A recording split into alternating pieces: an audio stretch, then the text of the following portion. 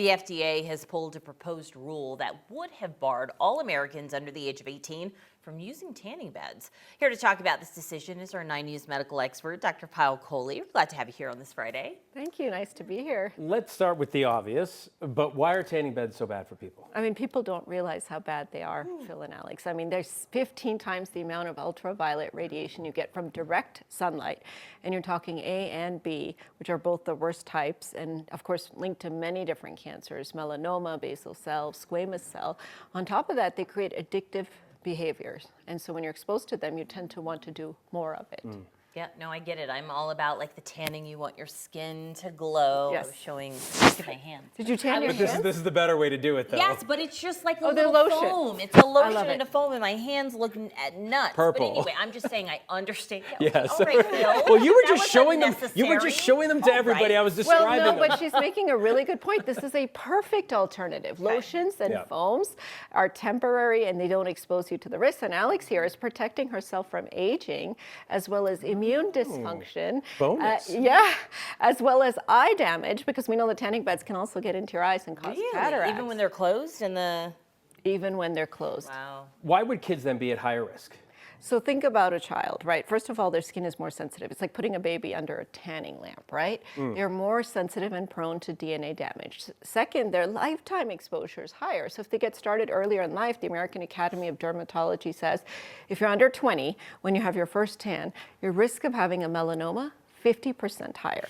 And that's quite a bit. Have you first tan or first burn? Your first tan or burn, because tan or burn burn. by itself is an injury in the Yeah. skin.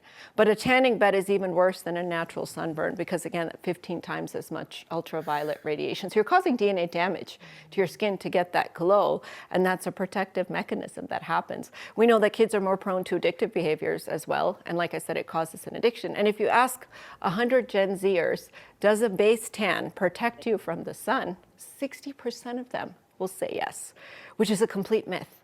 Because base tans don't protect you from the sun, they're dangerous. And so they don't even understand the facts or the risks.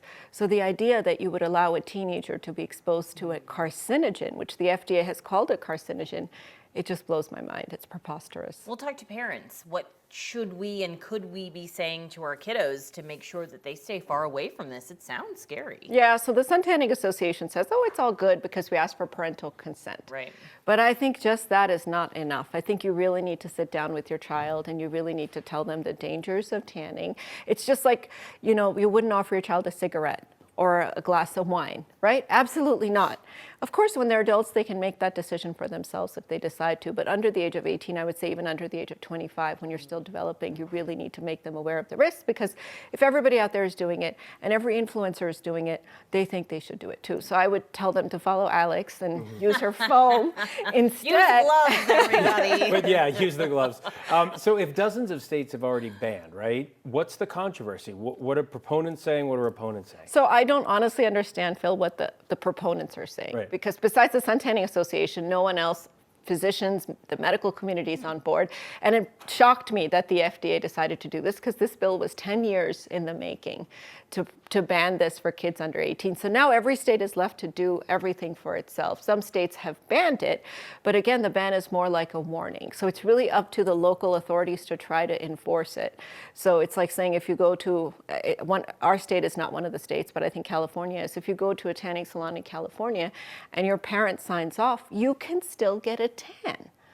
And to me, that should never be an option, because a lot of parents themselves may not understand the risks that they're exposing their child to. So this idea of parental consent, allowing you to expose a child to risk, it just doesn't make any sense. And skin cancer is going up, so I wish we could do away with the tans forever. I wish that was an invention we never had.